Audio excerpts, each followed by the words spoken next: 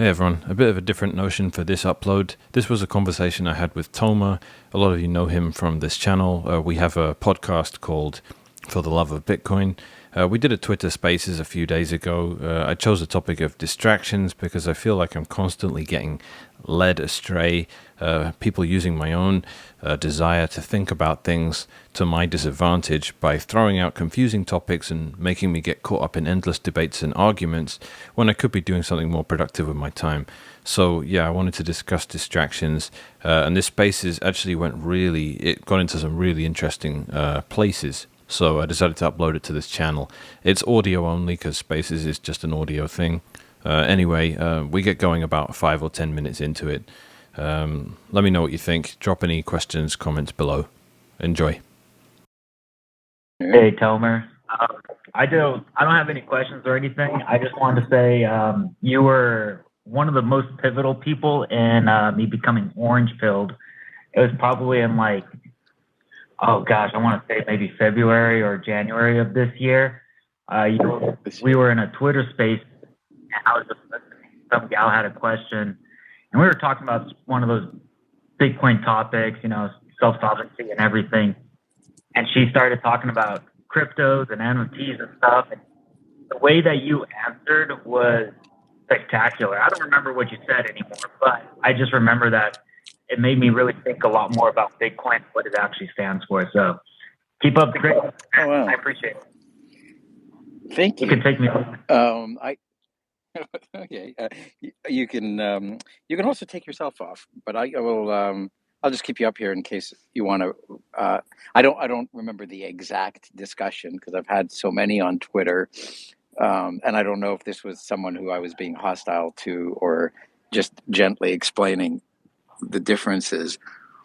Oh, you were very gentle with it. It was a gal that everybody could tell that they were new. It was when there was still that high going that everybody still wanted to learn and hear what Bitcoiners also talk about. And you did a really great explanation on the difference between Bitcoin and crypto and NFTs, what they stand for, and the differences. Really breaking it down. I think I may actually recall the conversation. I think if I'm right, I think she called her name Miss Teen NFT. If we're thinking about the same conversation. Sounds about it. Yeah, and it was she was clearly new to the space, and she kind of swallowed hook, line, and sinker a lot of the rhetoric and narrative that was being given. And I remember at one moment it was. She was saying that her NFT would order fresh milk from her fridge when it was running low, and there was just a lot of sad rhetoric. I actually was motivated to start this Spaces here today because I was looking for something interesting to listen in on, and there was a huge. I didn't join it until much later, but there was a huge Spaces called. It's still going on. I think called the Dark Side of Bitcoin, NFTs, and crypto or something. And there was a lot of NFT discussion in there, and my poor friend Tone Vase was in there trying to explain to an army of people why he didn't think a lot of this investment makes sense. And the takeaway that I actually had was it's just Bitcoin offers something to people, but not something that every person in the world wants. It offers the ability to think and act in a long-term fashion, and in a fashion that corresponds with responsibility, and a fashion that corresponds with reality. And many of us would say that's the way we choose to live life, and many of us would go so far as to say that's the right way to live life.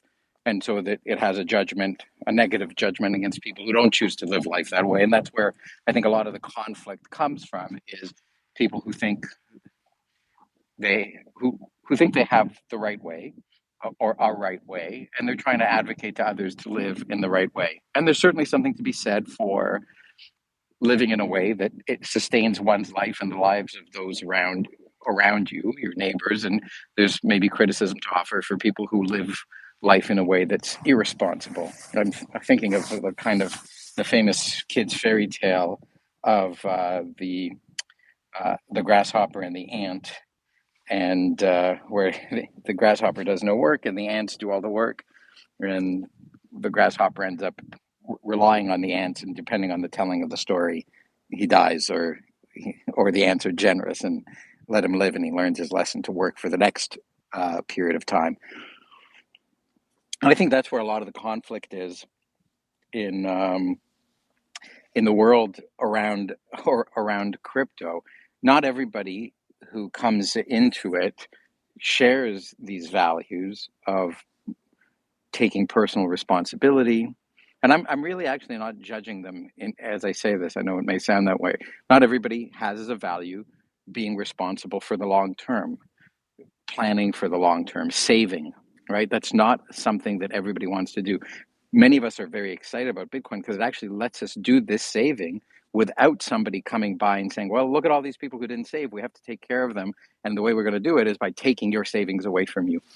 And so we want to have this ability to say what's mine is mine. I don't know if you've seen the movie A Bug's Life with grasshoppers and ants, and the grasshoppers are actually bad guys in this. They're not just lazy guys, but they help themselves. And so Bitcoin is kind of like the ants in A Bug's Life defending themselves for the work that they did, and not letting others intimidate them and take away the fruits of their labor. But not everybody feels that way. And it was really interesting to me listening in on that Twitter Spaces that Tone was speaking to these values, and it wasn't resonating because they weren't shared values. Right? There were people who kind of just wanted to play games with JPEGs, and to some degree, to me, it sounded like they were fooling themselves into saying, into abstracting away from what actual value is. Right? Like if I think that a piece of art is worth $30 million, then it's worth $30 million. And it's kind of like, I can say something like that, but I know that there's something wrong if I say something like that, right? It has to be, there has to be something so exquisitely special about something, because the opportunity cost of $30 million is taking care of 30 people for a whole lifetime. So it's got to be a really special work of art to be able to say, I'm prepared to pay the opportunity cost of taking care of this many people in this many ways of what $30 million can buy. Anyways, we're joined now by my good friend Mechanic, and I've also got a request from Power in Bitcoin to come up and ask a question, and I will let him on stage. So I wasn't just killing time there, but I was making time, which I hope was good time for folks. And welcome Mechanic, and welcome Power in Bitcoin. Hopefully, we've got everyone. interesting. So what is distracting you today, Mechanic? Hopefully nothing. To me, I've always had a sneaking suspicion that so much of the nonsense is nonsense. So we have the "what is a woman" meme at the moment, and I'm just thinking, if this regrettable, lamentable collapse of everything that is coming is real, and we're not going to be able to buy food for anything affordable, and there's no energy because our economy is run by Greta Thunberg, if those are all realities, no one is going to be coming to you and having actual arguments and heated debates about what a woman is, because it's not going to fucking matter. There is no one out there with a brain that actually doesn't know what a woman is. So I'm wondering why I'm engaging in this, why I'm engaging in just general rejection of woke culture, and why is Elon Musk the hero when he's clearly not? He's clearly a bad guy. But And everyone celebrates even him Vladimir because, Putin is showing up as a hero now, all of a sudden, right? right. A guy who murdered his political opponents with exotic radioactive isotopes, so that you knew he was the murderer because nobody else in the world could get their hands on these isotopes. But you didn't say I'm the murderer; you just everyone knew, and he would get away with. What's gone so wrong that someone like that can be on the right side of these debates? And it is. Because he's not. He's on the right side of debates that don't actually matter. Like this is how I got to the bottom of. I had to finally process my thought process on all this and think, why am I so reflexively against the current thing that I find myself defending Russia and doing other reprehensible things? And I'm like, when it comes down to it, I don't want to defend Russia. I don't want to live in Russia. the issue I'm having at the moment, the West has been destroying itself for ages with enemies like, Joe Biden. Russia doesn't need friends, etc., etc. But I still don't want that. It's not like that's a favorable option. It's not like he carries on invading Ukraine, takes over the whole of Ukraine, takes over the rest of Europe, and America and Canada just collapse upon their own stupidity in the first place. Then, we live in some sort of choose China, choose Russia future. It's not like I actually want that or welcome it. It's just that they've been so successful in demoralizing and damaging the America that not only do you have all these leftists that have been conditioned into hating what America once was, you also have the reactionary anti-woke crowd that think they're doing everyone a favor when they're actually not helping either, because you're on the shitty side too. Like, everyone hates America now, whether you're a leftist or whether you're a reactionary to the leftist. No one actually is in favor of it. So where do you end up in those scenarios? I don't want to end up actually defending Russia. Putin's not a good guy. I don't want to live in that country. And the reason I get put in that camp is because of this stupid artificial wokeness debate. What is a woman, etc., etc. And you get like heroes, like I put in quote marks, like Elon Musk and Vladimir Putin come along and say, yeah, that's all nonsense. We know the difference between a man and a woman. And we're all supposed to go, oh my God, heroes. I hope you buy Twitter, Daddy Elon Musk. Like, the guy pumps Dogecoin. The guy makes a car that you cannot be sovereign in any capacity. It will lock you inside, drive you to the police station. Like, none of this stuff is good. I don't want to be on their team, and it's gaslighting me into thinking I'm on their team because they're just anti-woke. But the whole woke debate is a distraction. If you can't buy food, if you can't do shit because there's no energy and there's no food and there's no transport, no one is seriously going to come up to you and say, yeah, but I need you to refer to me by my correct pronouns. Like, the whole thing is a distraction. Everything is a distraction here.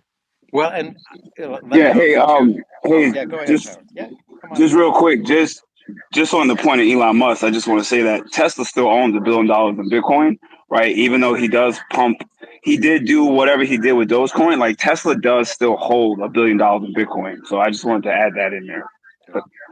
It might not be $1 billion worth anymore, but yeah, uh, after they sold the initial chunk to see if the market was liquid, they claim to have not sold anymore. But that doesn't make Elon a good guy, right? Like, just because you hold Bitcoin doesn't make you a good person. If you're out there holding a bunch of Bitcoin and doing a bunch of bad things, you're still a bad Yeah, guy. yeah, but I mean, we've heard it said a lot of times that Bitcoin is for our enemies as well, right? Like Exactly. Bitcoin is for everyone. Yeah, it sure is. It sure is. So, um, I think the thing is, people who understand what Bitcoin stands for and and promote those values and don't try to undermine those values are aligned with what Bitcoin is. And I just want to go back to something that Lex said, Mechanic said, and then kind of maybe come back to the point of Elon in particular or anything like that, which is what's gone on has been some kind of very strange, and it's still going on, very strange kind of psyop, right? Like, we've got these questions: what is a woman? What are the pronouns? What the whole ESG thing, which says that energy is bad, which is just about as far removed from reality as any claim that nobody can tell the difference between a man and a woman, and and it's so anti modern civilization. It's so anti abundance. It's so anti everything, and we've pushed it to this limit now where it really is so present that we have to react to it in various parts of the world. Like in Germany, they had to reactivate coal plants because they foolishly shut down their nuclear plants and made themselves so completely dependent on Russia as a result that Russia can now turn off a pipeline. I heard this morning that the pipeline that sends natural gas from Russia to, this is such a ridiculous story, to Germany has been temporarily, I make air quotes whenever I say the word temporarily, temporarily shut down because they need a part to fix it, allegedly. And the part, allegedly, is here in Canada. And Canada, allegedly, won't ship the part to Russia because of sanctions. So Germans are going to die or have to pay ridiculous fees for energy because they can't get natural gas from Russia because we're enforcing sanctions against them, which are having these ridiculous consequences of harming all the people that they're not intended to harm, and while demonstrating the absolute essential necessity of energy for human survival in the 21st century. Like, with a population of 7 billion people, we need energy.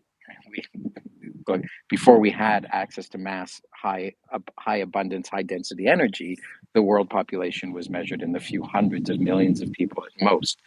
We only have this many people able to live and survive because, frankly, because of fossil fuels, because we have access to abundant energy that keeps us warm and grows our food and creates plastics and creates fertilizer and all those other things.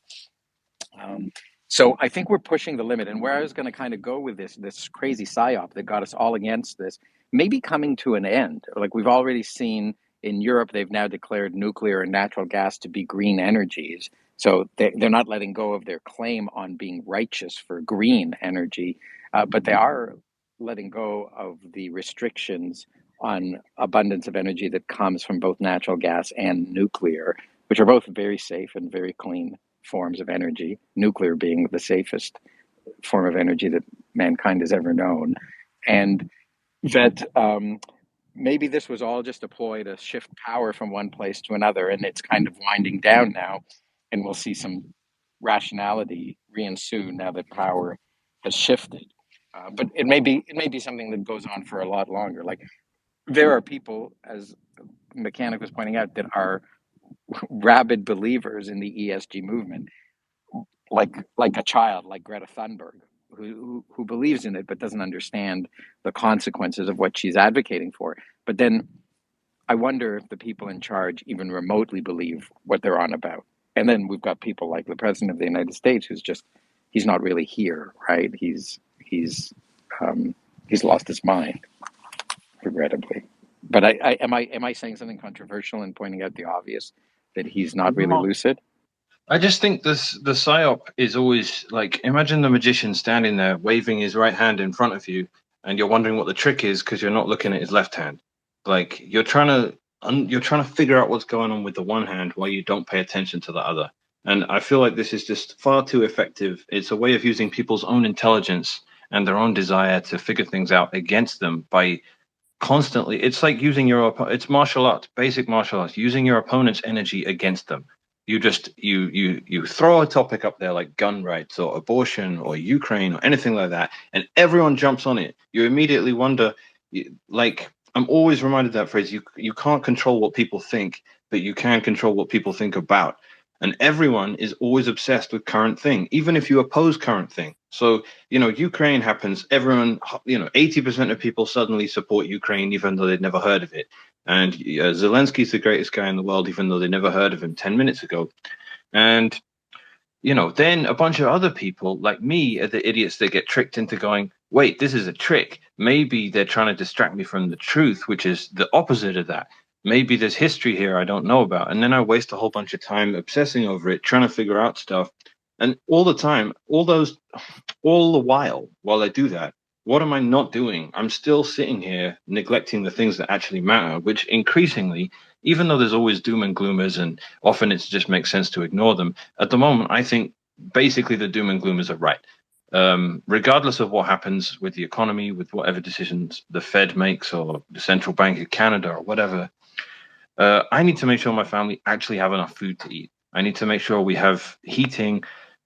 Like, they've made moves towards, dropping the sanctions so they can buy fertilizer from Russia again, and without going through middlemen and pretending they're not doing it. Like, it seems like they're not 100% committed to committing, national suicide. These Western countries, they are going to try and actually have heating and food for their populations, but it's still going to be tight. And it's so easy for me to go down these rabbit holes, and basically I can't get the image out of my head of the middle of December, maybe not this year, maybe next year, even more likely the year after that, is just people in my neighborhood just going, we don't have enough food, we don't have enough gas to heat our home, we can't really drive unless we really need to. There's just so little gas, And I'm just thinking, what was all that shit I was getting bent out of shape about 3 years ago? It was Elon Musk talking about Dogecoin or, and I'm just going to be going, why the fuck did I ever care about any of this stuff? It was so irrelevant. Like it had nothing to do with anything that really mattered. So why do I keep getting distracted? How am I having my own intelligence used against me? That's what I'm trying to highlight. I know. I think that's a great point. I'm going to go on a little bit of a tangent in reply to you, not because I don't want to discuss it, but I think it's something that can be folded in to the conversation. I'm writing a piece right now for Bitcoin Magazine about the fork wars, so the block size wars, which may sound unrelated to what you're discussing, but that's where you and I met. And one of the reflections is, there were some of us who got into Bitcoin early and saw that it had something to do with freedom and justice.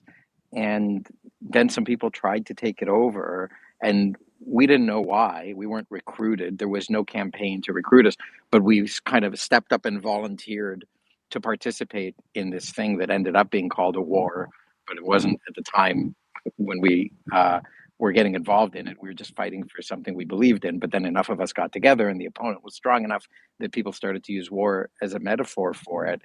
And we weren't fighting with bullets and tanks, and nobody was getting physically hurt, but we were fighting a war based off of intelligence, and our tactics were intelligence and computer science based tactics. I go into a lot more detail in the article, but on my third pass of proofreading the article, there was kind of this moment where I was like, oh, you know what? It's not a surprise that, because I had written, the first time I had written it as we're soldiers, and then the second pass I was like, well, we weren't really soldiers, we were more strategy analysts and intelligence agents.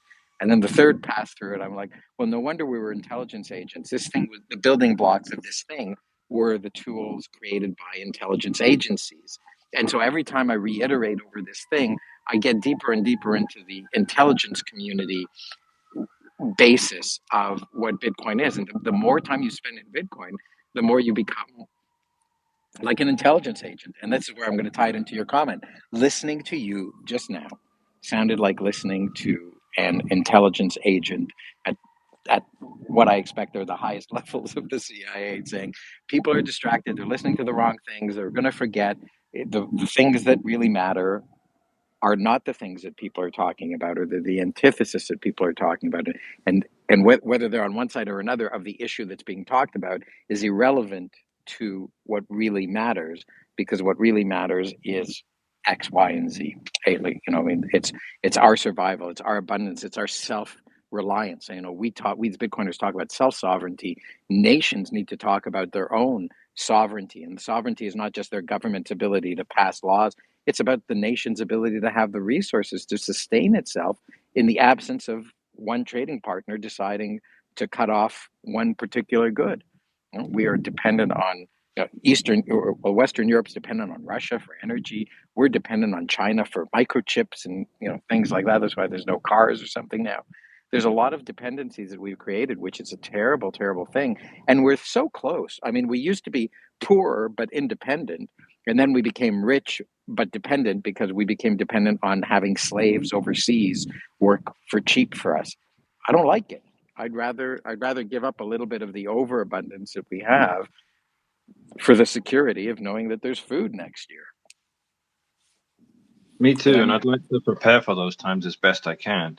And realizing that I spent an hour looking through a Telegram group that has Hunter Biden's iPhone leak in it, and then everyone go all predictably hype about it. And again, I realized, like, why did I do this? Like, I couldn't resist it. I fell for it. Like, they're not gonna like. It's almost a plan. It's like, hey, you know what will fuck with everyone? Let's just release a bunch of pictures of the president's son smoking crack, arguing with prostitutes, some alluding to the idea that he's a pedophile or that his dad's a pedophile or any of this stuff. And you realize, like, that was a great distraction. Like, everyone got really excited. It's a good little soap opera, a bit of fun. Is anything going to happen? No one's going to get arrested. Of course, no one's going to get arrested. Of course, he's going to carry on being at high profile events, and you're going to continue to feel like, oh my God, I have no control over anything. They're laughing at us. Like, and I'm just realizing again, why did I do that? Why did I spend an hour of my God-given time on Earth to look through some poor, fucked up guy's iPhone pictures and get outraged about it. Like, what was the actual point of doing it? Like, and I really think it would just be better if, like, when I have these moments of divinely inspired consciousness, they go, ignore it. It's irrelevant. And I never listen to those, but I need to listen to them more.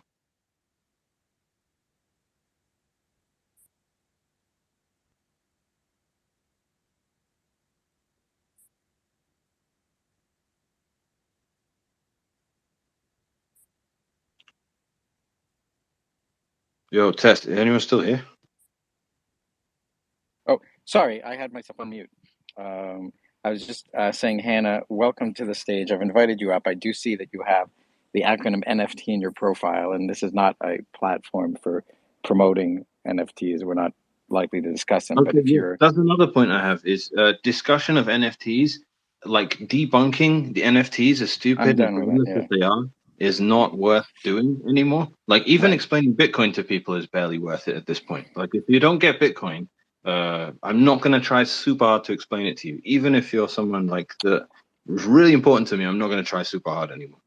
Yeah, no, I think we were talking about it at the very beginning of this, before you joined Mechanic. We were saying how there's different people have different values, and Bitcoin's only going to be persuasive to people who share values of responsibility and saving and long-term planning and all those kinds of things. So there's a discussion to be had about that with somebody before you have the discussion about Bitcoin, because if you don't carry those values, or you don't see the importance of those values, you're going to see the importance of NFTs over Bitcoin. But Hannah, I don't mean to presume what you wanted to talk about. Welcome to the stage.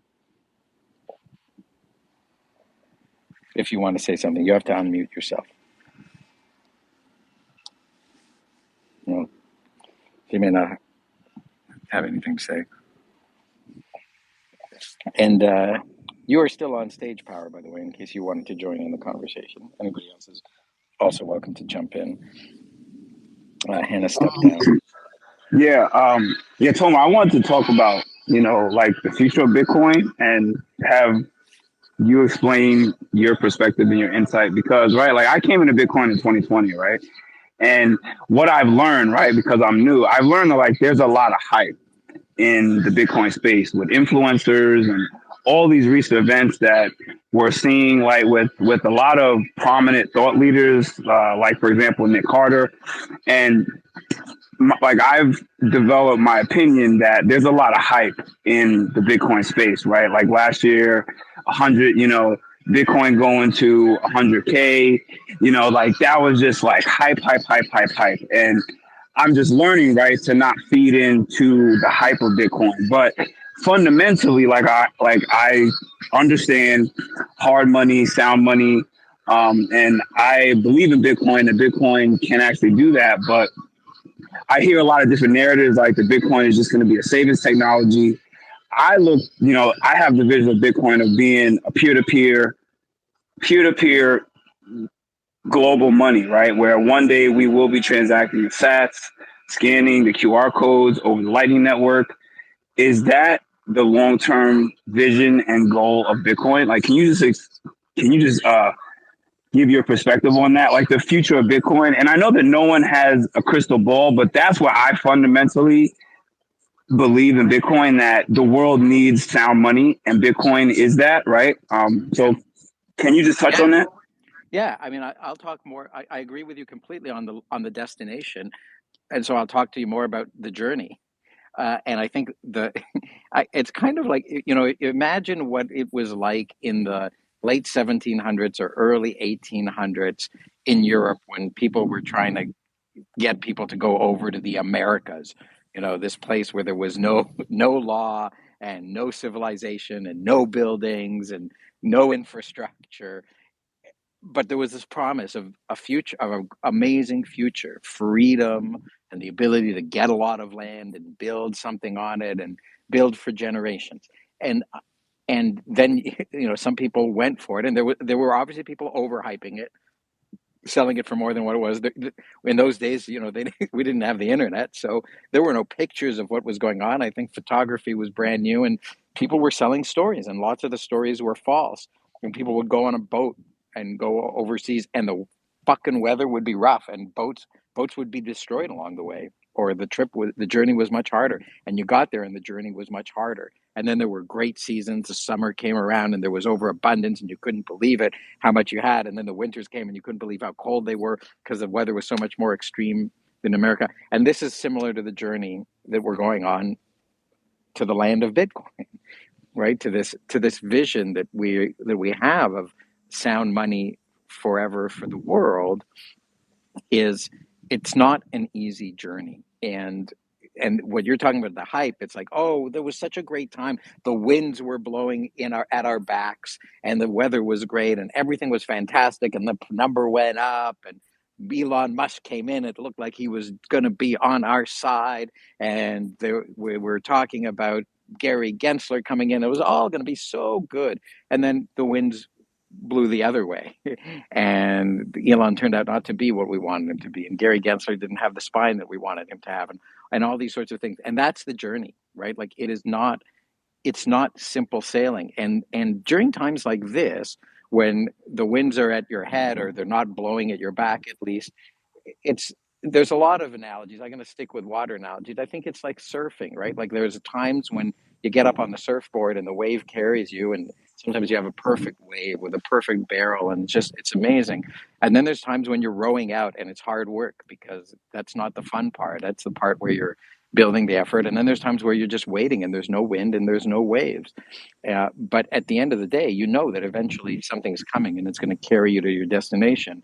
And that's your conviction. That's when you see all those surfers waiting out for the wave to come. That's what's happening. And I think that's in part a reasonable analogy to what we're doing on a much longer term with much longer cycles. We know what we want from life, right? We want abundance. We want reasonable expectations of the future, predictability and reliability. And that's what Bitcoin demonstrates every 10 minutes that it delivers, right? Consistent, predictable reliability, understandability, comprehension, and this ability to network with your fellow human being who shares your values and shares the understandings.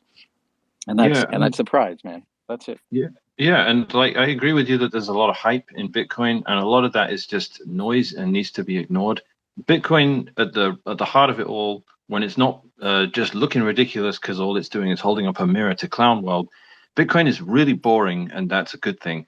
There really isn't all that much to say about it or even to get excited about. It only is exciting and from the perspective of coming from fiat world and highlighting how ridiculous everything is there. It's literally like when people are asking me about it and asking me how much money they can make when to put in, I'm like, you don't do any of that stuff. It's just a savings account with money that isn't designed to lose value over time. That's it. So talk to me in 10, 20 years when you're doing better off than you are today because you stashed a little bit of money in Bitcoin every month and you adopted a low time preference.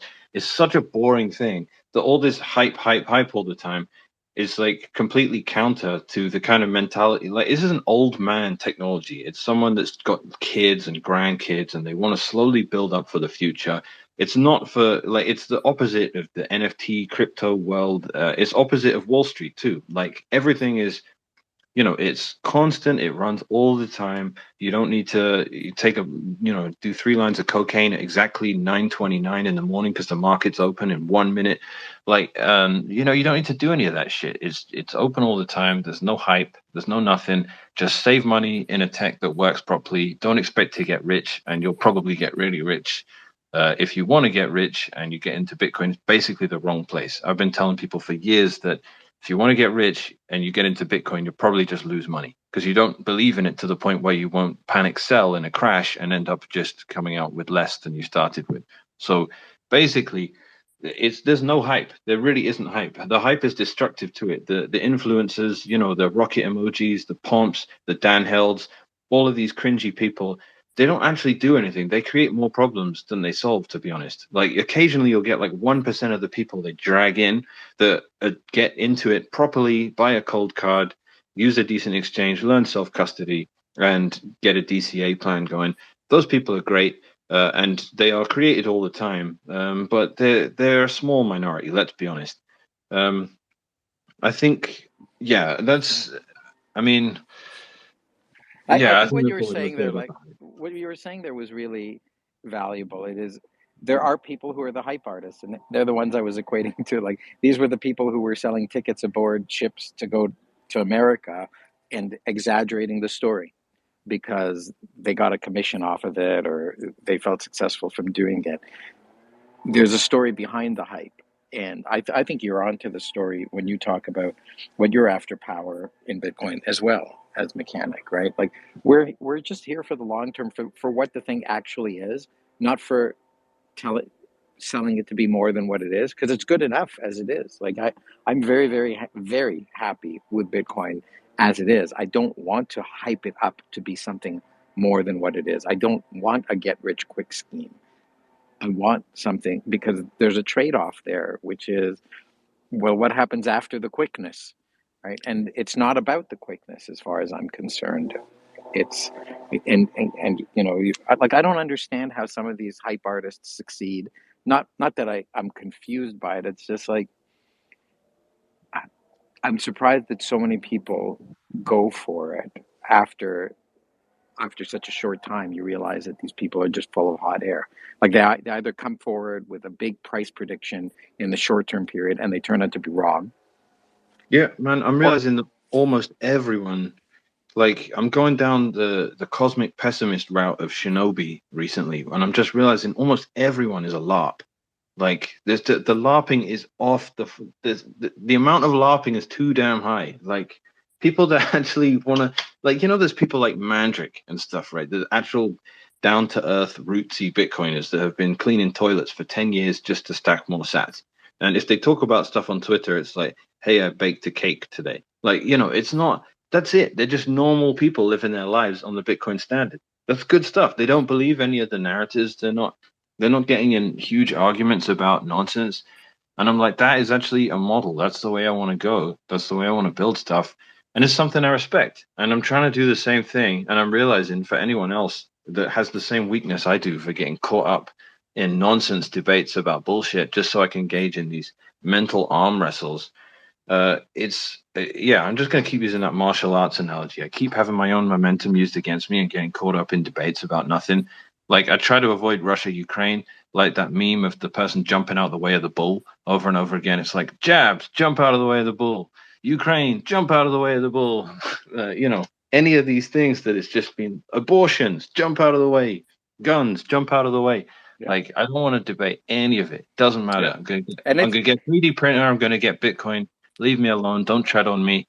That's it. That's all I need to do. Lift weights, get enough food to survive through this winter. And like I keep saying, this image I have of all these assholes, I keep getting, these kids that I keep getting in arguments with about gender stuff or whatever current thing is. I'm like, they're not going to care. They're just going to want food. And I'm just going to give them food if I have enough to spare. And it's not going to matter that someone was arguing with me about pronouns 8 months ago, back when we still had food and therefore could indulge in nonsense. Because basically, if we got hungry, we could order a pizza and then go back to arguing about pronouns. It's like, let's just think forward into the future a bit. I need my Faraday cage so my electronics don't get fried if the worst happens. I need my contingency plan for if I die and my family needs to access my Bitcoin. Like, I need enough tins of fish or cans for the American people that we can eat if shit really hits the fan in Canada. I need to make sure I don't get wiped out of my house because the Bank of Canada is just YOLOing interest rate up. Like, I see Francis in here, shout out, helping me out today on Bull Bitcoin. But I saw you retweeted something yesterday that you tweeted ages ago about how everyone in Canada is just so leveraged when it comes to their house. They owe so much money on it, and then they're going to get absolutely squashed flat. And it makes me think of the wider agenda and the fact that there is one thing I'm not going to ignore, which is the attack on proper nutrition. They don't want anyone eating meat, and they are serious when they say you will own nothing and you will be happy. So they are not fucking around when it comes to this. They are making it really difficult to own a house. I've got variable rate mortgage, private lender. I'm going to have to, when my renewal comes in December, I'm going to owe so much money for my monthly payments. I have to be ready for that. And I don't want to be in a situation where Bitcoin price is even lower and I have to sell it then. So I'm trying to prepare for stuff like that. And I'm realizing I just don't have time to indulge in any of these debates anymore. Like, if anything Elon Musk is talking about is a waste of my time. If he buys Twitter, it's not like it's going to be magically better. Like, this is the whole principle of Embassy OS and Start9 and Bitcoin, is that you get rid of your hosts. You don't change your host for someone else. You don't go, oh, Twitter's shit. Joe Rogan just switched platform. I'm going to go to that one, which is owned by Chinese government instead, which is so much better than being owned by a Silicon Valley company instead. It's like, what a mistake. What an absolute waste of time. Like, self-host or get the fuck out, basically. Like, there's no point jumping from platform to platform to platform. It's a waste of time and it's another LARP. So I'm not going down that path anymore. I'm just going to try and ignore it and try and not get distracted from stuff that actually matters. And I'll round it off by saying I feel like getting into these debates and getting into these arguments and feeling like we've won every time Donald Trump tweets something or Elon Musk tweets something or Putin says something, a press release saying like, we're not going to allow homosexuality in the classroom or something like that. And we think, oh my God, amazing. Someone is finally pushing back against the wokeness. But these people are totally not our friends. I don't even want to indulge. I don't want to listen to what they're saying. I think doing so is for teenagers and young adults, for people that don't have families yet, for people that don't realize what's important yet, and have too much time on their hands arguing about nothing. That's great. It comes right around to the beginning of just what values people have and what values you have at different stages in your life. Like, I'm in my early 50s. My kids are growing up. I'm really concerned about their future. You've got young kids. There's other people planning on having kids. And there's other people who aren't there yet. And it's no surprise that they haven't really given a lot of thought to this. Fuck, when I was 18 years old, I wasn't thinking that much about the long term. I I wanted to enjoy every day and risk my life and whatever and get laid. And I don't think there's anything wrong with that because that's Yeah, where there's you are nothing when wrong with you're that. 18, right? There's That's nothing where you wrong are. with that. There's nothing wrong with that. But the point is to grow out of it. Like, Yeah. another one is drug legalization, right? I'm not going to go down the where me and Svetsky went the other day for fear of upsetting you, Toma. But I'm saying I used to really, really care about the legalization or the status of various drugs, and now I just realized I could not give a shit about what the government says about cannabis or heroin or cocaine or psychedelics. I could not fucking care less. If I want to go and drink ayahuasca, I can just do it, whether it's legal or not. They can't enforce it. In fact, it's probably better that it is illegal. Like, not for your own good, I'm saying, but just because it keeps some level of corruption out of it. Like, cannabis actually got ruined, in my opinion, since it became legal everywhere. Because now it's just like it's like if people only wanted to drink alcohol, and as a result of it becoming legal, you could only drink absinthe, and you had to get absolutely hammered and destroyed every time you had any alcohol. And it's like, hey, what about just having a beer? Like, that's what I feel like they did to cannabis by legalizing it. It's become so retardedly strong that you can't go near it without losing your mind. And I'm like, well, this was better before, if anything. And given that I'm always advocating for Bitcoin to be made illegal because it would be good for Bitcoin, I feel like it's probably a net positive for anyone into drugs as well. But again, though, I feel like it's just such a worthless debate. Like, I don't really care what the government says about substances. In principle, it's a violation, telling me what I can and can't do to my body and my consciousness. But it just in practice makes no difference to anything. And it's one of those things I used to really care about and get heated up about when I was younger. And now I realize it really doesn't matter that much. Right. We've had Mike on stage waiting very patiently for quite a while. Mike? Oh yeah, man. No, I'm enjoying all this, and I agree with a lot of what you guys are saying, and well, I think like mechanics saying everybody has a journey, Like I think when people first get turned on to Bitcoin, they go down the rabbit hole, and then they're talking to everybody they know about it, and trying to orange pill everybody, and they're super enthusiastic about it, and then after a period of time, you're just kind of like, I'm not going to try to convince fucking nobody. Like, you're going to have to come to me and ask me questions. And then, I'm not going to push too hard. And same thing with debating about stuff, in spaces. And, the same things get talked about over and over again for the most part. And it's good for people who are sharpening their blade and, getting a deeper understanding of the different nuances and the arguments that come up. But yeah, at a certain point, um, yeah, I forget who said it. I think it was Stacy Herbert and Max Kaiser. They're talking about like cypherpunks build, they do stuff. They don't sit around talking about stuff. They just do things. Exactly. And yeah, I think that's important, and that's what I'm trying to do more of too. And I mean, not just for fiat mining to save in Bitcoin, but also like some of the Bitcoin ideas and projects that I've been wanting to complete. I'm allocating more time on that and spending less time in spaces talking. And if I do, I run a space with Jaime the other day where we were talking about El Salvador and Bukele, and people from El Salvador were talking to us and sharing their experience, and that was cool. But to Mechanic's point, in terms of like debating about different things, Mechanic, is there any topic? I guess you were talking about nutrition, but is there anything that seems like worth your time to debate these days? Man, that's a good question. Like, I think I'm trying to use this hypothetical scenario to think, what would I not laugh at in 6 months if it's the middle of December in Canada and there's no food and I can't drive my car anywhere?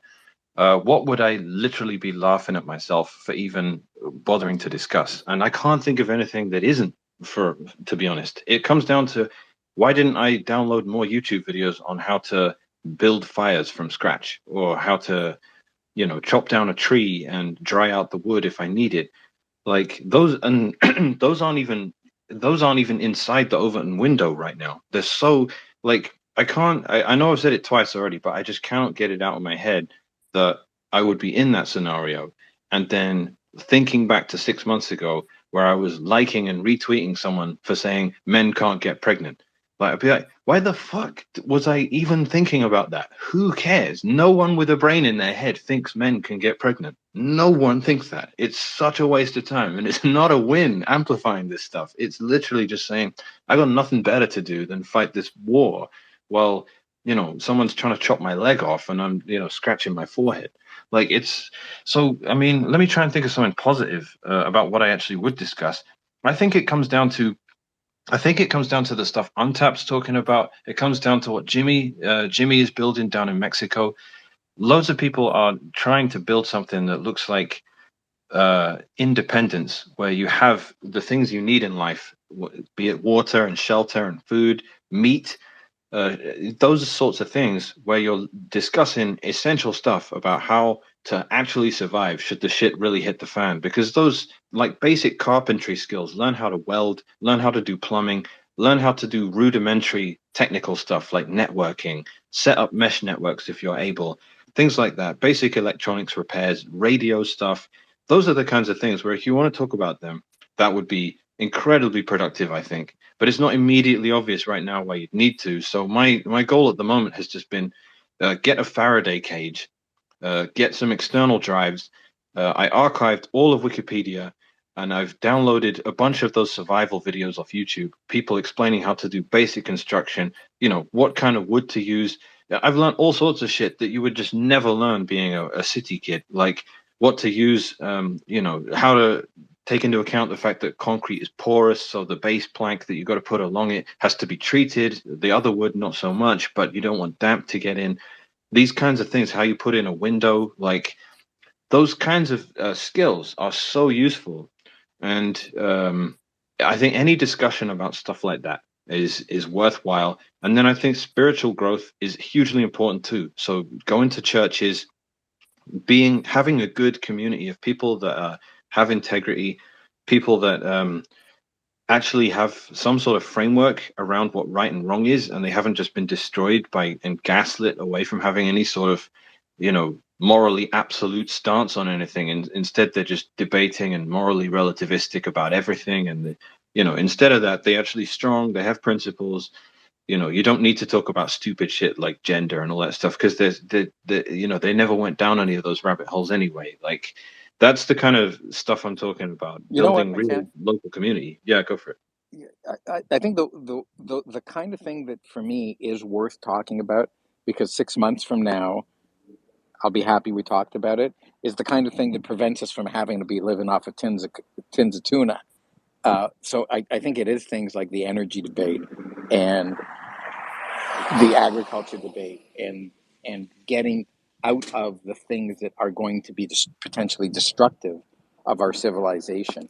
There we can make a little bit of progress, and there we can actually prolong our civilization and perhaps even avert the crisis that you're finding yourself having to prepare for.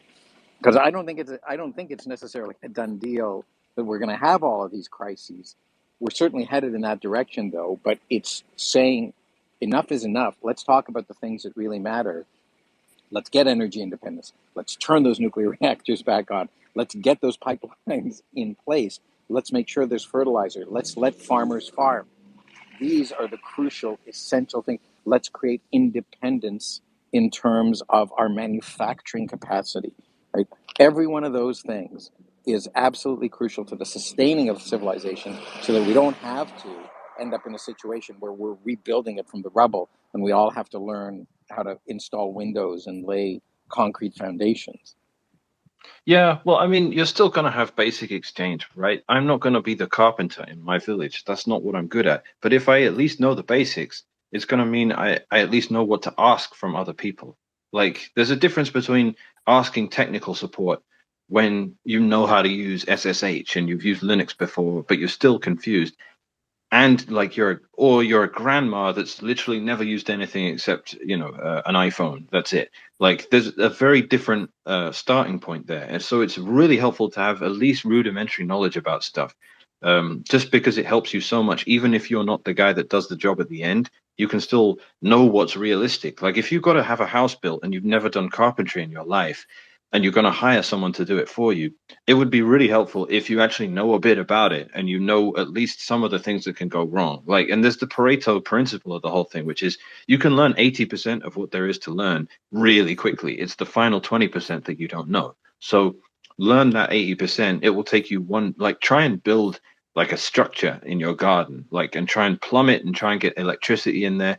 Just try and do it, and then realize everything you need to know about it, the different kinds of tools you can have, the different kinds of woods, the metallic materials you need, how to do basic plumbing. Like, learn that stuff, learn how you like the different kinds of roof you can make. And then if and when it comes down to it, and we are in this horrible situation, when you hire a guy to do it, you know what's realistic right off the bat. You're not just like, hey, I want you to make the whole thing out of marble, or I want you to use this material that isn't found anywhere in this region. Like, you can just kind of be realistic right off the bat. And I would say, Toma, it's not. I see your hand up. I'm gonna let you talk in a minute, man. And I want to introduce Surfer Jim as well, because I want to hear what he's got to say. My final point is, if we do end up in that scenario, Toma, um, first off, it's not an entirely bad thing. Like, I don't want to be. The reason we're in this situation anyway is because we have to have discussions and hopefully, ideally, though I don't think it's going to happen, win debates with nutcases that are completely irrational about nuclear power and energy in general and want to cut off, like, the heartbeat of Western civilization, which is fossil fuels. They want to turn it all off and just. These people, I'm not going to sort of have a discussion with them and hope they come around to my perspective and, be a bit better. Like, I don't have any optimism for that. And I also don't, I think it's too optimistic, but it doesn't need to be done in isolation. Like, you can do it for sure, but I don't think we're going to get there. And if we can go independent and off grid and be, a bit more robust and a bit more community based, like everyone that switches from going to their supermarket to going to their farmer's market, everyone that builds a personal relationship with their farmer is doing the world so much good. And it's so easy. If you orange pill them and they're accepting Bitcoin, so much the better. But again, like, they're in Canada, they are just throwing farmers off their land, and they're doing that in the Netherlands as well. Like, the attack is so punitive, and it's. I mean, all right, I'm gonna stop there. Let's let some of these people talk, man. Surfer Jim, what's up? Mark was first. Let him go. Thanks, Steph. Oh, thank you guys very much. I'll keep it short. I'm agreeing with almost everything that you guys are saying. The only thought that I had about trying to conserve your energy and not getting sucked into the negativity of arguments that with people that it's not really going to be, important is, from my perspective, I have a lot of young kids, and just seeing them go through the schooling system here in Canada, and all the emphasis on critical race theory and gender theory at like the kindergarten level. I also have the inclination of saying, listen, this is not my fight. This is not my problem. I'll raise my kids to, do things the right way, to think independently. But if I if I just try and insulate them and teach them, that only goes so far and for so long. And just to what Tomer was speaking about, like, you know, if we address certain problems head on right now, then we may not end up in a situation where we have to, you know, build back from basics, and it's hard work, and you can't fight every battle. And I'm fighting. That's one of the battles that I'm fighting right now, is addressing some issues with the schooling system. If I didn't have kids, I probably wouldn't, because it wouldn't be one of my major battles that I'm seeing every day. But I hear what you're saying. You got to focus on the fundamentals, and of course, independence and in the monetary supply and is critical, and Bitcoin is critical. But there are other things. And just quickly, a thought that I had. I don't know if anybody's ever put any thought into it, but you know, being able to explain and to maybe even work off of Bitcoin offline is, I think, something that should be. I haven't heard it spoken about. So, say if internet issues become more sporadic, Rogers goes down, Telus goes down, Bell goes down. In the States, it's all the major ones, and it's days and it's weeks and it's months, and there's no Twitter Spaces. There's no you know, there's no traditional ways of, how does this node run, and you know, the Bitstream satellite, how do I get that? And you know, if the internet goes down and communication is a challenge, you know, I think are well served to be able to speak to these things, if not work on these things in an offline matter. So that, you know, hearing you guys talk about this, I'm like, wow, I need to be taking physical notes on this and to be rehearsing this in my mind. So in a bad situation, I'm not saying, you know, I can't go on a Twitter space and hear the experts, because I don't have access to them anymore. I'm going to respond to that quickly.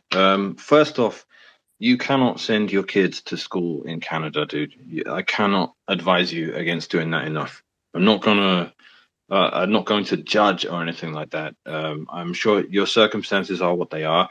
My kids are never going like near a school in Canada. Like, there are things I will discuss with my other half. There are hard lines that I cannot ever cross. My kids are never going to one of these fucking institutions in Canada. I would not for a second put them there. I'd rather they spend a week in prison than a week in a school in Canada. It's an absolute joke. There's no redeeming qualities there whatsoever. The only thing I feel bad about is that my 11-year-old doesn't get to spend time with other kids as much as I'd like. But if those other kids are completely corrupted ideologically already, then it's a win anyway. So all I have to do is go around, find other base parents. Hopefully they've got a 10-year-old or something like that. I found like a neighbor on my road the other day who's super based. You know, he showed me his arsenal. I was like, oh my God, this dude has every weapon under the sun and he's ready to use them. I was like, okay, your daughter's how old? 9. Great. So now she's been playing with my daughter for the last week. They have a lot of fun. They run around. They're outside. It's summer. Like, the idea of sending her to some stupid building where she can sit there in a mask all day and be told how shitty she is because she's white.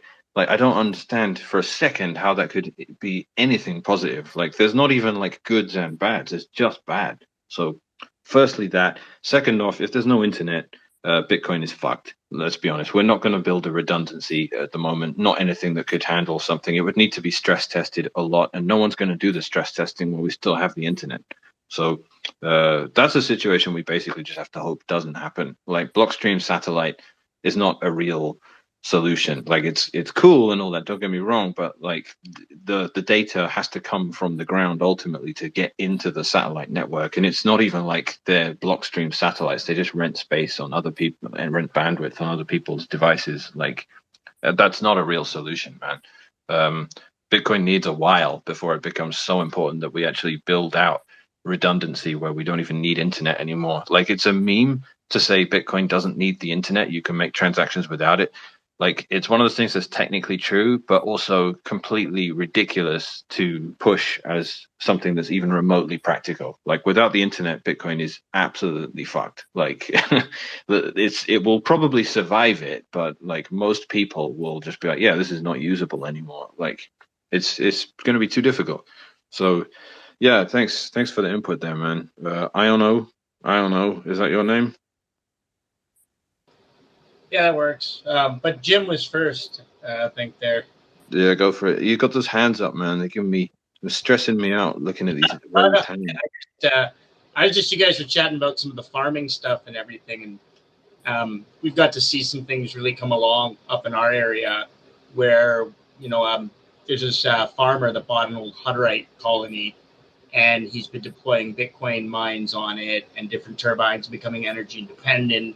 And then it's all going to be immersion, where a lot more of it is going to be, and it's going to be moved and heating different grow areas. We've already scoped that. Then I'm looking at like the whole waste pen and then how that's used, kind of mapping it out. And if you have that vision in your head where you start to see all the synergies that start to take place with the use of whether it's a natural gas pipeline backbone or sour gas or something, flare, whatever's in your area there, you'll start to see some of these farms be able to come independent. I'm excited about some of those guys because as much as, things are being bought up in Canada, I see this happening in real time. And it's in a couple places in the province where the way the energy was all sold, there's only a couple cities and areas that actually own their own energy grid area. It's all been sold out otherwise. So they're in a sweet area there too. So they can all have ownership. Energy companies would actually have to put in infrastructure if it's demanded. But it is really cool because you start to get into better use of just being able to grow more at cheaper, like just a cheaper unit price, especially when you move that heat with immersion and start using it. You can do a lot more with it. And again, right, being able to get rid of the methane waste from the animals and being that source for the area, that's just an ecological thing that, oh my God, whoever takes that in each area just starts to outshine everybody else because it's a needed service. And on top of it, you profit off it. And it's just cool watching this thing to come together. And I know there's probably others out there that are managing to do it. But over the last kind of 3-4 years, seriously, I've seen this come together in mining after almost about a decade now doing it. These larger things, but then the synergies coming in where Bitcoin's almost the icing on the cake.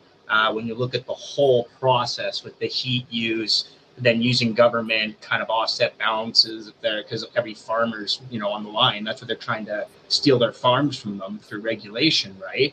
So half the battle is breaking through that regulation for the farmers, and that's something Bitcoin can help them do in different ways. So I just wanted to throw that in there. I've seen a lot of actually positive growth too in farmers that are willing to kind of think a little bit and move forward. Are you in Canada? Yeah, I'm in Alberta, Canada. That's good to hear, man.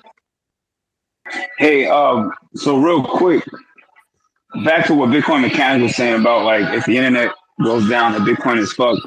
Would you guys agree that with the statement that if the internet is down, there's bigger problems than just Bitcoin? Because right, like in this technological age that we're living in, the internet is such a highway for everyone, right? Like there's a lot of systems that run off of the internet in our world. Would you guys agree that there's bigger problems than Bitcoin if the internet were to go down? Yeah. I don't know about bigger. I mean, there's different types of problems, right? If the internet goes down, I mean, we're talking about like, I'm looking at things from a Canadian perspective, even though I'm not Canadian. In Canada, you have like gross centralization, right? So, I mean, where I live, there's Shaw and there's TELUS, and that's it. At least for wired fiber optic, it's fast and it's kind of expensive, but at the same time, like it's two people that have to have a gun to their head, unplug a cable, and that's it. There's no internet in BC anymore, pretty much. Like, there's not a lot of competition. Like, it's well known about Canada's cell phones as well, how they're just 1,000 times more expensive than they should be because none of the American companies were allowed in. And some of it's just the reality of the fact that it's such a wide spread out country that it's a lot more expensive per person to get proper range for cell towers and things like that. There's just more space. Like, the fact that you can get a SIM card and a phone super cheap in France makes sense because there's, so many more people crammed into such a smaller amount of space. So when it comes to internet global outage, I don't think it can really happen. Like, it's a very difficult thing to do. Not every country would play along with it, but you've seen that countries like China can pretty much lock down the entire network within the boundaries of their own country. And things like, coming up with solutions from daddy Elon Musk is not real, right? So Starlink can be useful for certain things, but again, it's one guy in charge of stuff. That's not what you want. So the internet has got these really bad centralized points of failure, and just like in Bitcoin, uh, the internet works best when it's really decentralized, but the less antagonistic the state are to it, the more centralized it becomes, because centralization is efficient and cheap, so everyone goes towards it unless they're forced away from it due to persecution from the state. So just like with Bitcoin, if the government came after the internet and started locking it down and chopping it up in places, people would finally find a way to make proper mesh networks. Things would get back up and running again. It would be super unreliable, but it would slowly figure itself out to the point where they'd have to eventually give up. And that would be great. Just like with Bitcoin. Like, if they made Bitcoin illegal in Canada, that would be it. Like, ShakePay would go, Bull Bitcoin would go, because there'd be no way of keeping these entities online. But BISC would explode and everyone would start using Bitcoin that way. And to do that, everyone would have to run a full node. And that would just make Bitcoin so much better in the long run. But in the short term, it would be really difficult for everyone. I don't know. I trailed off there. I'm not even sure I answered your question. There are bigger problems than Bitcoin if the internet goes down. So I was going to mention something real quick that, we all talk about like the government or different people turning off the internet, but really I feel like the biggest, or I mean, it's kind of secondary to like there actually being a massive solar flare and that affecting the entire electrical grid and everything. I remember, I think it was even Lono or Magoo or someone probably like 6 months ago that I was talking to about all this, because I always thought, what are the potentials for Bitcoin being able to be shut down by something? And that's kind of the main one, or, if there was a big solar flare or something happened, how would Bitcoin still exist?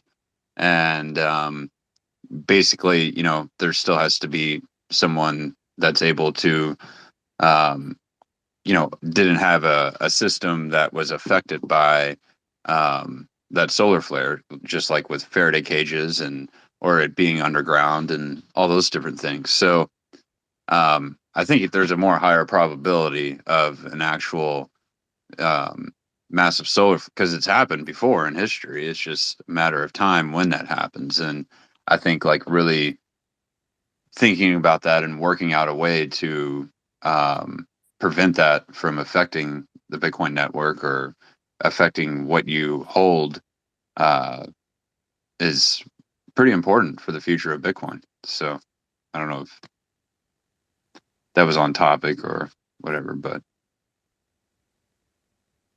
Yeah, the comet strikes, solar flares, natural disasters that happen, that may or may not happen, massive tidal waves. well, I just don't know that there's any kind of planning you can do against these sorts of things. They're extreme black swans, and they're not really issues that we have the ability to solve for at this stage of our civilization. well, I mean, I think that so I agree, the tsunamis and comets and all that, but like an actual massive solar flare is more likely to happen than all the a comet hitting the planet. You know what I mean? And I think that there What's the are ways. I actually don't know. I don't know what the frequency of massive solar flares striking the Earth are. Well, I think in the 1900s, or yeah, back then there was a really big one that hit the planet, but the electrical grid wasn't really built out as it is now. Um, and like people that were working the telephone switchboards, they were like shocked whenever like an actual electrical, like they felt like people got like shocked from whenever that happened, and it fried a bunch of stuff. I'm not sure the severity of what happened, but um, anyways, I think What's the there are. duration of these types of events? Are they like 1 minute or 24 hours or a week long? I think it's somewhat immediate. I mean, I don't know about the duration. I mean, it's as quick as it passes through. It's just the strength of it. And Because I you imagine know, it can only hit half the Earth, because half the Earth is well, it can wrap in night. around the Earth as far. I mean, there are definitely areas that get affected more. You know, whichever way the Earth is. You know, because of the way the magnetic fields or whatever it is. I don't know. I'm speaking from ignorance here, but yeah, I don't want to totally dive into this, but I definitely think that there are, you know, ways to protect the Bitcoin, you know, Bitcoin miners, and you know, like a fail-safe switch, or I mean, there would be a, you know, somewhat of a notice to where you can unplug from the grid, but even then, you know, if the machines are not protected properly or underground, they're going to get fried most likely. So, anyways, it's something to, you know, maybe this isn't the space to really bring that up entirely, but It's a I good just don't point. know enough about it to talk about it. Well, I do know that Faraday cages are not all created equal. So just naively buying a Faraday bag on Amazon and sticking your hard drives in it and your phones is not um, foolproof. Like you want to make sure you get a good one, and like that's evidenced by the fact that you can spend $500 on something that looks exactly the same as something that costs $10. So yeah, they are not all created equal. Anyway, what's up, Surfer Jim? Hey, great discussion. Thanks for having me up here. A quick comment on the internet going down. If if that were to happen all over the world, clearly everything is messed up. But to the extent that any internet interruptions would hurt Bitcoin, they would also hurt any other banking system that people need to use. And so there'd be upheaval and commotion everywhere. The difference is the other banking systems are run by a handful of people that are already controlling people with that system. And the Bitcoin network is run by the people who have a stake in the Bitcoin network. And at least my thought is that those people that can would rebuild that system any way possible, because it was built, by a grassroots effort of people outside the system already. And so I think the Bitcoin network would have the best chance of lasting through crazy internet outages that might, either be done on purpose to the world by governments or some meteors or something like that. At least I like to believe that, because people need money. We've come to depend on a thing called money to get along. It's the first principle of who we are now as a society. And we're going to find a way to trade, and we're going to find a thing to use as money. And if the Bitcoin network could be rebuilt, I think it will be. So to the bigger picture of distractions, like the title of this room, distractions regarding Bitcoin, I would have to say that everything is a distraction to every single person on this earth. If it's taking them away from their ability to evaluate what Bitcoin is and why it matters to their life, and to align with the game theory incentives and the first principles that Bitcoin represents. My point is that we're stuck in a world where until everybody, a light bulb goes off and they get why they personally need Bitcoin, it's going to be like two different worlds. It's going to be the crazy world that's falling apart all around us, and then it's going to be the world of people that understand Bitcoin and self-sovereignty and protecting themselves and establishing networks of people and food sources. Those are the societies and the groups of people that are going to be fine, right? So many of you know a mechanic referenced our friend Jimmy, who's in the room. We're involved in a project down south where we're going to build a community, and we're going to be self-sustaining, but hopefully before the rest of the world implodes. So then when it does, we won't skip a beat, essentially. Our connection to Bitcoin is strong, and we would probably need the internet, going back to the original thing I started talking about. Hopefully, we'll be as autonomous as possible with satellite links, and hopefully some people will step up and they will own those satellites. Mechanic made a good point that, blockchain satellite is just, permission to use somebody else's satellite. You can shut that off.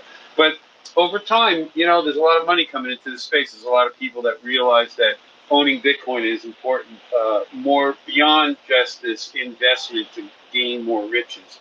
It's a thing that they're going to realize matters for their offspring, for their kids, their grandkids. Luckily, the system was so well designed that the incentives to participate create conditions that force everybody not to want to break the system, essentially. I mean, somebody might want to cheat the system and get a little more, but breaking the whole thing just ruins the stuff they could maybe steal, so that's kind of pointless. And since there's nobody in charge, everybody is essentially incentivized not to break it for everybody's individual own self-interest, right? So like, it's hard to beat something like that. And then when you do learn about it, as we all know, you learn about this thing that's in your best self-interest to incorporate into your life, and then you realize what it is. It's like this incredible truth machine that no one can stop, and you don't have a choice but to align with it.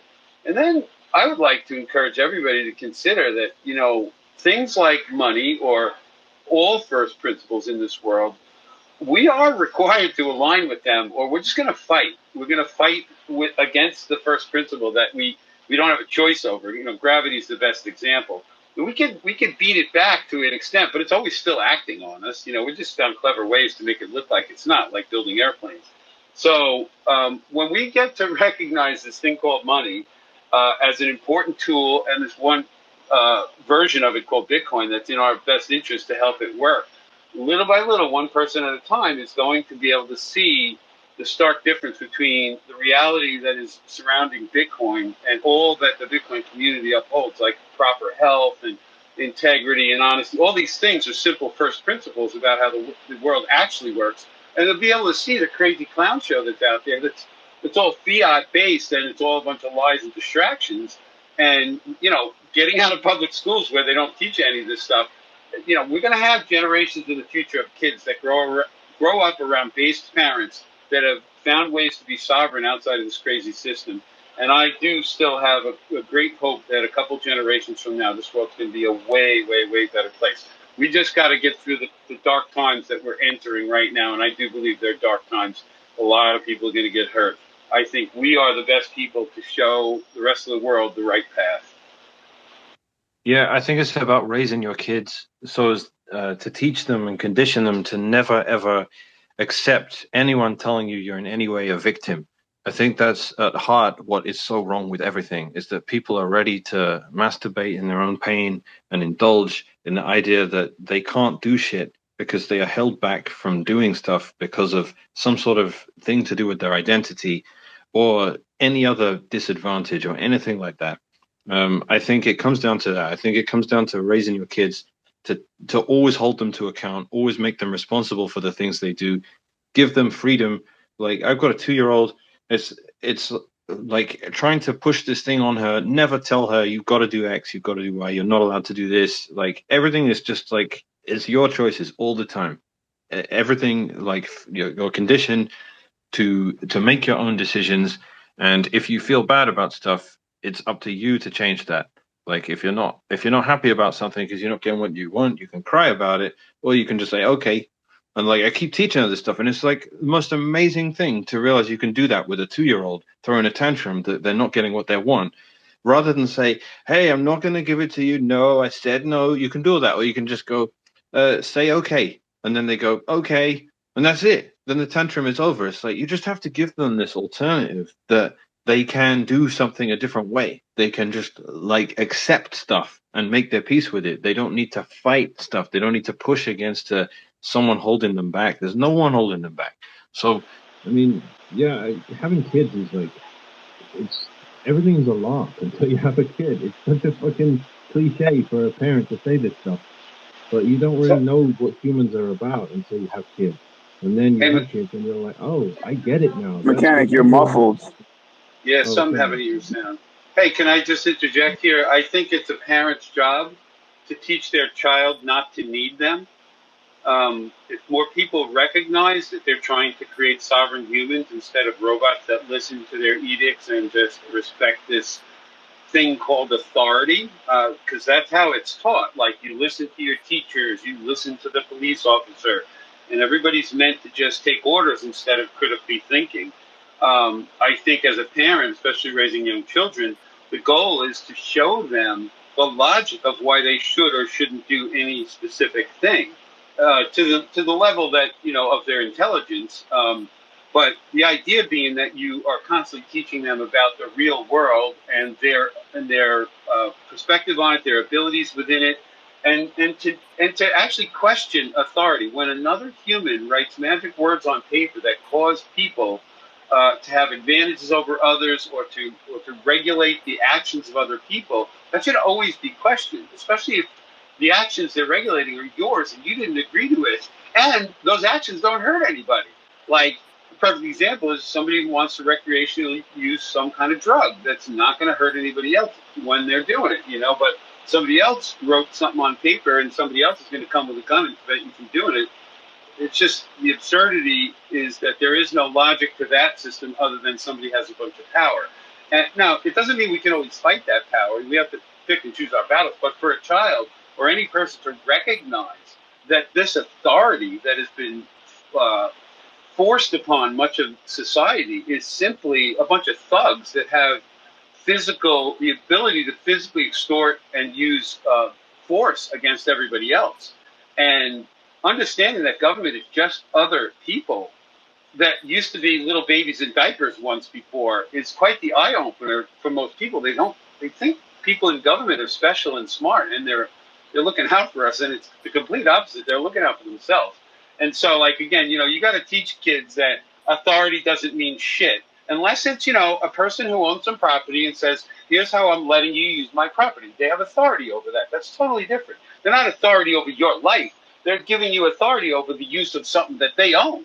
That's totally different. Like, people are getting to draw the line between simple authority in that regard. So there's just so many things that are not being taught, to children and to society in general. Like the narrative that gets through the mainstream media is so bullshit, and it reinforces this whole authority narrative. Like, you need to listen to us. Like, I know you guys have seen these signs going up in these commercials about nuclear war. Stay inside. Wait for our command. Wait for the experts to tell you what's going on. Like, it's just constant fear mongering, and it's like people think that this is authority. We have to listen to them, and it's not. They're just other fucking people, and they don't give a shit about us.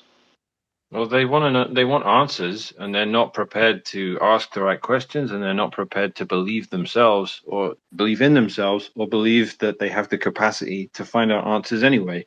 They'd rather watch a guy in a white coat, which is the modern version of a priest, say, you need to stay indoors until the 18th of this month because that's how we flatten the curve or whatever. Total nonsense. Total illusion of rationality, no science behind it whatsoever, but it makes people feel comfortable and like they know something now and like they have a connection with something deeper than themselves, when really it's all just fraud. Yeah, but there has to be some sort of authority, right? Because we need order in our society, right? So the idea of having authority, right? Like, the majority of people, like, if there's no authority, like if there's no rules and regulations, if there's no standards, there's gonna be chaos, right? Like, we need order. So there's a thin line in this topic, in my opinion. Not true. People voluntarily act every single day. There is rules without rulers every day. 99.9% of the time, you go out into that world and you voluntarily follow a bunch of accepted rules in society, including driving rules, including courtesy, opening doors for people, and no one thinks But that idea completely goes against the idea of Bitcoin, because Bitcoin is rules without rulers, right? So it's like there needs to be a set of rules. That's what I just said. But there needs to be a set of rules from some form of authority, right? Like, there needs to be government. No. Even Who Bitcoin gets? Wait, how does the? No, you got to think it These through. rules Who are gets the are authority? arrived at by consensus. Consensus, exactly. Not one person's edict. Exactly. This is how the world is supposed to work. People agree. People in a given area that are going to have to see each other all the time agree how to act with each other. That's it. You don't need a ruler, just a bunch of agreements between those people who know they're going to interact regularly with each other. This is why governance should be at the smallest, localist level. Yeah, that's it. That's what I was going to say. The agreements are going to happen at a more local level so that there's not big decisions being made for a large swath of people. Yeah, but also when it comes down to authority and conversations about what's right and wrong, There's totally an authority on that stuff. It's just most people don't want to believe in that nowadays, and they want to pretend that some guy gets to decide that for 4 years every now and again. Like, that's no, like, Joe Biden is not an authority on right and wrong. Like, that's an illegitimate authority, but it doesn't remove the notion that there is the kind of order that comes from a well-defined right and wrong. When you get rid of all the moral relativism and bullshit, there is obviously black and white and right and wrong. And the reason everything's fucked up is because people pretend that is something that obviously wrong things are up for debate when they're not up for debate. And that's part of this template for this conversation about getting distracted with meaningless conversations. Everything is bloody obvious, and getting in discussions about them is usually a waste of time because they are well established, and it won't matter if the shit hits the fan to the point that we are preparing for here. No one is going to be having conversations about right and wrong. Like, if you're a 14-year-old boy and you want to chop your dick and balls off and get a pair of fake tits, that's wrong. Okay, it's not up for having 3 years of debate about it and then deciding who to vote for to reflect my opinion. I can't be bothered. It's a waste of time. It's a mistake. So when it comes to authority, there is an authority. That's a fact. And it's a psyop to tell everyone that the universe is naturally chaotic until a government comes along and starts creating imaginary lines that people are not supposed to cross. And I don't mean borders on maps. I mean, you can't do this thing, but you can do that thing, and you can't drive at that speed, but you can drive at that speed. That's all bullshit. That's all illegitimate authority. It can sometimes mirror real non-moral, non-relativistic, righteous stuff, but that doesn't make it any more legitimate. It just makes it, temporarily not such a bad thing. But at the end of the day, it always does more harm than good, having these illegitimate structures of authority. And so we build technology to undermine them at any possible way in which we can, any way in which we can use technology back to empower individuals and undermine the state is the righteous way to spend your life. That is how things should be done. If you can put any little feature into Bitcoin that makes it a little bit more private or a little bit more efficient to run on slightly cheaper hardware, anything like that, then you're doing your moral duty for the planet. And that is a fact.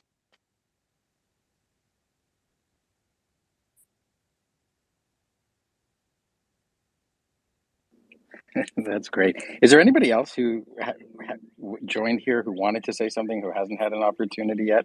We're up to like 95 listeners. I'm reminded there were over 3,000 listeners debating something about the dark side of Bitcoin and NFTs elsewhere. So we're at like up to 1/30th as many as the nonsense discussion. And this is to Mechanic's point, right? Like the number of people who are caught up in the latest thing, whatever it was that they were discussing there, which was a nonsense distraction. I don't want to make myself too self-important here and say what we're discussing here is more important, but I think this is a really authentic discussion between really authentic people talking about real values. Yeah, I've got another hand up. Let me add Black Swan up here. Give him a second to connect. While we got a second here, I agree with you, Tomer. I tuned into that for a minute because I knew some people that were in the space. I was wondering what they were listening to or whether they were speaking or not. Tone Bays was in his spaces earlier today with a mostly non-Bitcoin only crowd. So there's so many stupid, weird debates that come up. But in the end, I don't think I'm ever going to change my position, which is that it's up to every one of us who gets this thing called Bitcoin to try to convince as many people as possible in their own self-interest. It doesn't hurt me if they don't adopt Bitcoin. It hurts them. And I don't feel guilty. I don't feel like, a sleazy salesman that I'm going to get them to buy something. I'm going to get a commission and they're going to get a shitty product. It's nothing like that, And until people get that it benefits them to own Bitcoin, we're going to have, it's just going to be an uphill battle of education, because I honestly think that for the narrative of Bitcoin to be the world's money, which I think it will be one day, but it has to be that in everyone's head. They have to think this thing is money. It's not this investment. But in the adoption phase where we are now, this future money not only is its exchange rate volatile, but its exchange rate is likely to improve in your favor over the next 10, 20, 30 years, depending on your age, simply because of the economics that are at work here that can't be denied by anybody. There's no way you can deny. If Bitcoin doesn't fail, the economics are such that with a limited supply, the value of each unit is going to go up in terms of what it can purchase of goods and services in the future. On its way up, it's going up and down. We've been seeing that for almost 14 years now. That's not going to change. But the idea that people need to own units of the future monetary system, one day kids will just use it and go like, people debated this? Why would they even think anything? This is the best money. Like I've read history. Like it's crazy they ever did the other. And people fought and didn't want to adopt it. What were they, nuts? It'll just be normal, but it's not yet. We need to get that narrative out there. At least that's my position. Is like we need to teach people this is the future monetary system. You need to get as many units as possible because it's not only going to help you, it's going to help all your offspring. You can create a dynasty. There's so many things that this does. And then you can get into all the reasons why you believe that. They can ask you about how it works and, why governments can't shut it down and why it's not destroying, boiling the oceans. All those are side discussions supporting where this is going.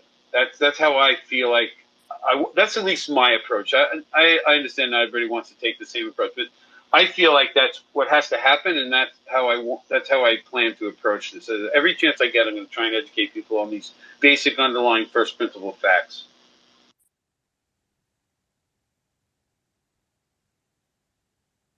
Who was coming up here? Someone was about to come up. Did they come up? Sorry, maybe they did. I've got someone else who wants to come up. I'm not a very good moderator. I'm actually starting a giant campfire as we're doing this. It's the sound of wood hitting the fire.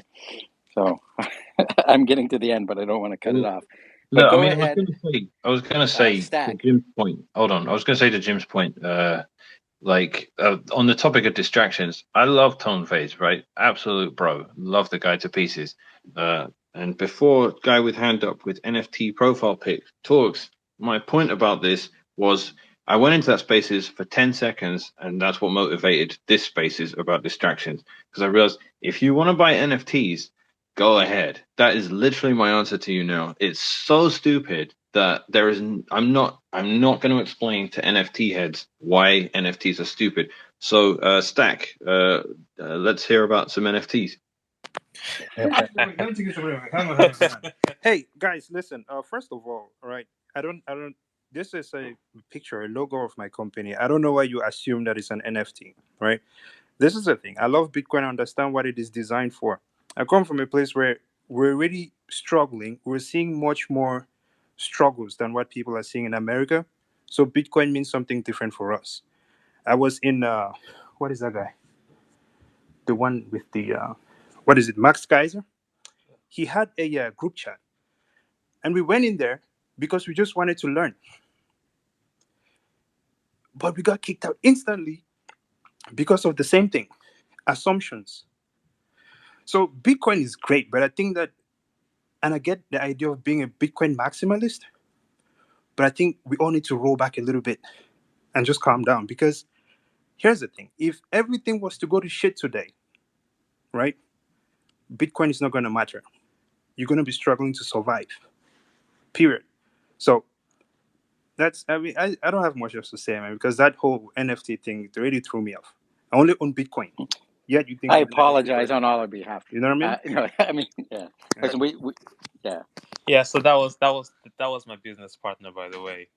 He's very outspoken. That's that, and his name is Brazen, and he has Kenyan here.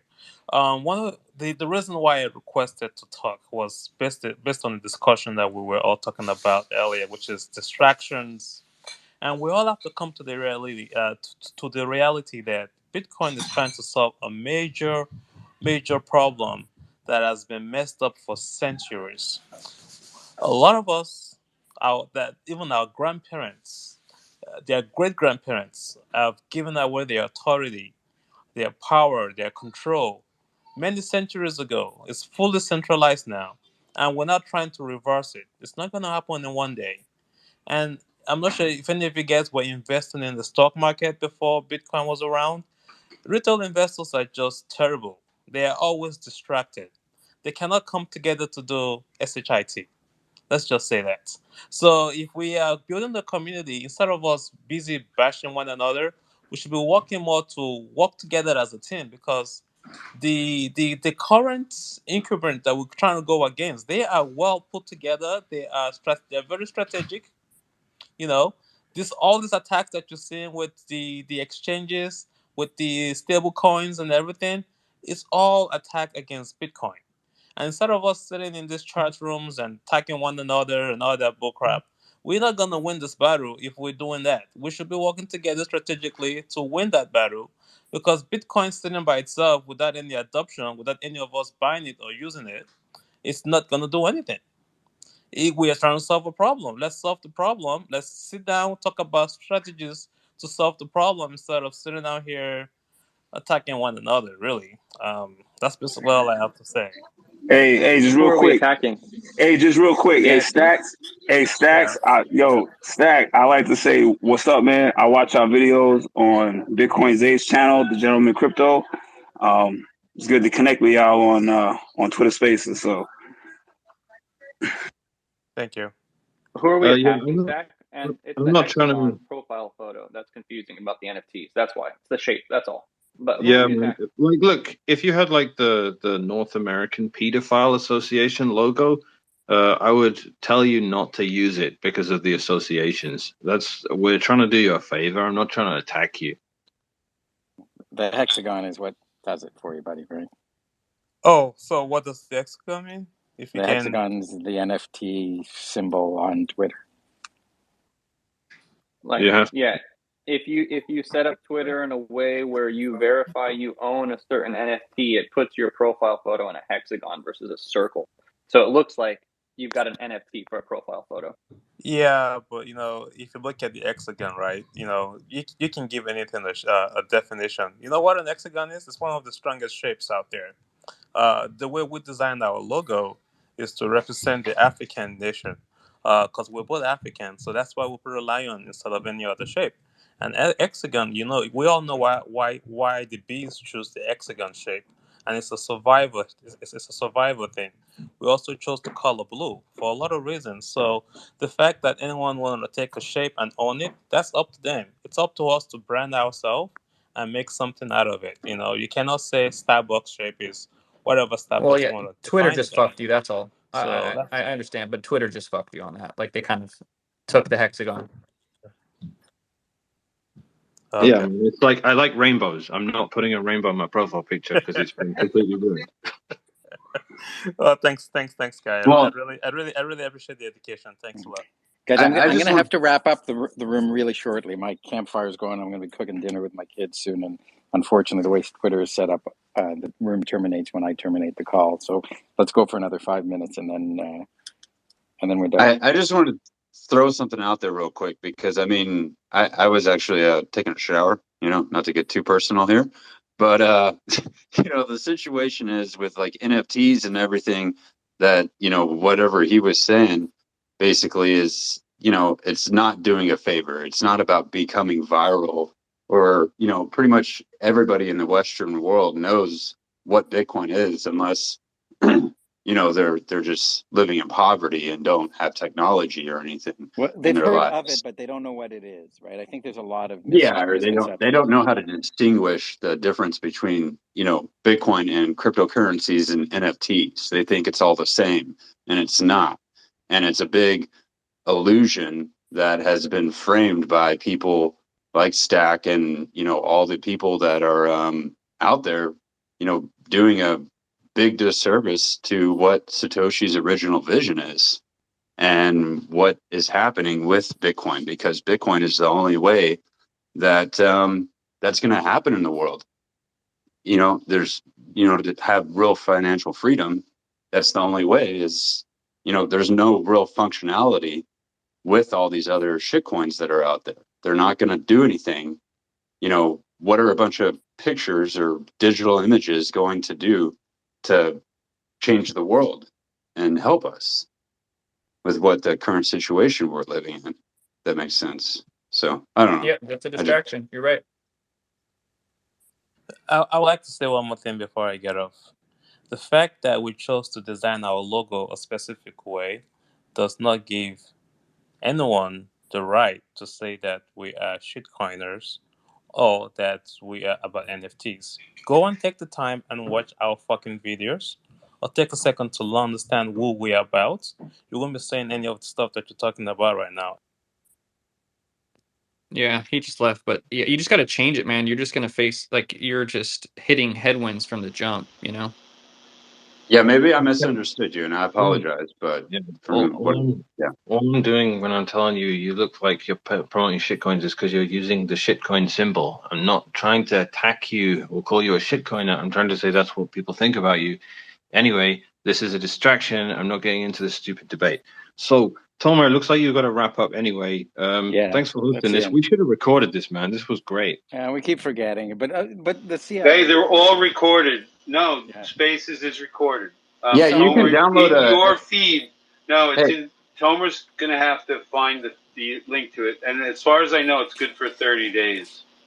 yeah, Okay, you just I'll Let's go put and this I'll download on. look the this up. archive See, of your I want to, Tomer, I Twitter. want to upload this on my YouTube channel, man, because this was a really good conversation. Okay, I'll do my best to download the thing and see if I see. I've heard that you can get it, but I haven't Yeah. tried. So I'll You give it a just go shot. into I'll your stay. settings and download an archive, and then it's in there. But anyways, sorry to interrupt. Okay. All right. I'll talk to you guys later. Thank you all. Love you all. Thanks for Take care, having guys. us, Bye bye. Tomer. See you later. Yep. Bye, guys. Thanks. I'm gonna go learn how to install a window.